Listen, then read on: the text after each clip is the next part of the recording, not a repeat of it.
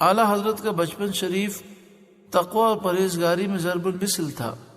آپ علیہ رحمہ اپنے عہد طفلی میں بھی یکتائے روزگار تھے۔ بریلی میں ایک بہت بڑے زمیندار حاجی محمد شاہ خان صاحب رہتے تھے جو اعلیٰ حضرت سے عمر میں بڑے تھے۔ ایک مرتبہ یہ اعلیٰ حضرت کے دروازے پر جھاڑو دے رکھے تھے، جاروب کشی کر رکھے تھے۔ لوگوں نے پوچھا کہ کیا بات ہے، اتنے بڑے آدمی ہو کر یہ کیا کر رکھے ہیں؟ حاجی صاحب نے جواب دیا، عمر میں حضور سے بڑا ہوں، ان کا بچپن دیکھا، جوانی دیکھی، اور اب بڑھاپا دیکھ رہا ہوں، ہر حال میں یکتائے زمانہ پایا، تب ہاتھ میں ہاتھ دیا ہے۔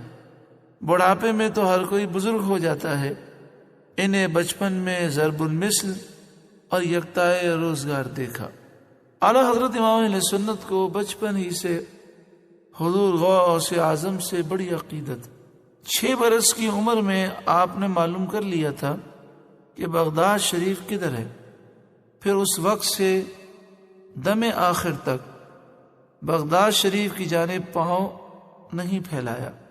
بچپن ہی سے آپ کے چہرے مبارک سے بزرگی کے آثار نظر آتے تھے۔ کئی مجذوب اور کئی اولیاء وقت آپ کو دیکھ کر فرحت کا اظہار فرماتے۔ اعلیٰ حضرت کے بھانجے جناب علی محمد خان صاحب فرماتے ہیں کہ والدہ صاحبہ فرماتی ہیں، ایک روز کسی نے دروازے پر آواز دی۔ اعلیٰ حضرت جن کی عمر اس وقت 10 برس تھی باہر تشریف لے گئے۔ دیکھا ایک بزرگ کھڑے ہیں، آپ کو دیکھتے ہی فرمایا آؤ۔ آپ تشریف لے گئے، سر پر ہاتھ پھیرا اور فرمایا تم بہت بڑے عالم بنو گے۔ حضرت جناب سید ایوب علی صاحب فرماتے ہیں کہ ایک مرتبہ محلہ سوداگراں کی مسجد کے قریب آپ کی طفولیت کے ایام میں زمانے میں یعنی بچپن کے زمانے میں ایک بزرگ سے ملاقات ہوئی۔ انہوں نے اعلیٰ حضرت کو سر سے پاؤں تک بغور دیکھا اور کئی بار دیکھا۔ پھر فرمایا تم مولانا رضا علی کے کون ہو؟ اعلیٰ حضرت نے جواب دیا میں ان کا پوتا ہوں۔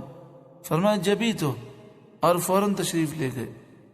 جبھی تو کے معنی یہ تھے کہ اسی وجہ سے تو اتنا نور ہے اور اتنی برکتیں ہیں آپ کے چہرے مبارک پر۔ ملفوظات اعلیٰ حضرت حصہ اول میں اعلیٰ حضرت فرماتے ہیں، میں ایک روز حکیم وزیر علی کے ہاں قریب 10 بجے دن کے جا رہا تھا۔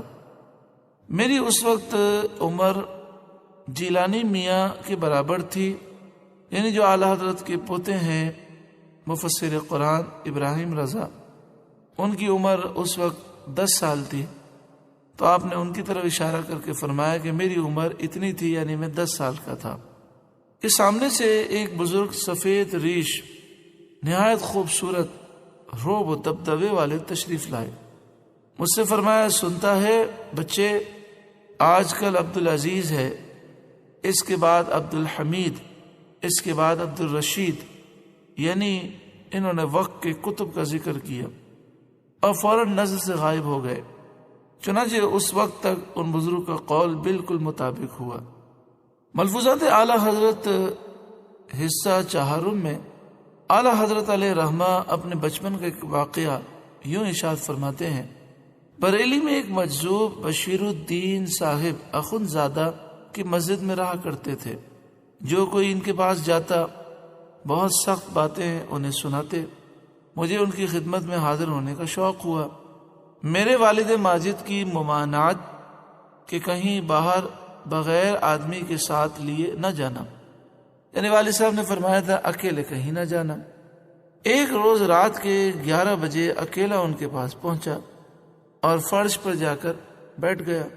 وہ مسجد کے متصل ایک چھوٹے کمرے حجرے میں چارپائی پہ بیٹھے تھے۔ مجھ کو بغور 15-20 منٹ تک دیکھتے رہے۔ آخر مجھ سے پوچھا صاحبزادے تم مولوی رضا علی کے کون ہو؟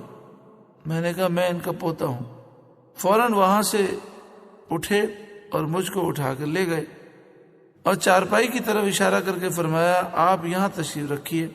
پوچھا کیا آپ مقدمے کے لیے آئے ہو؟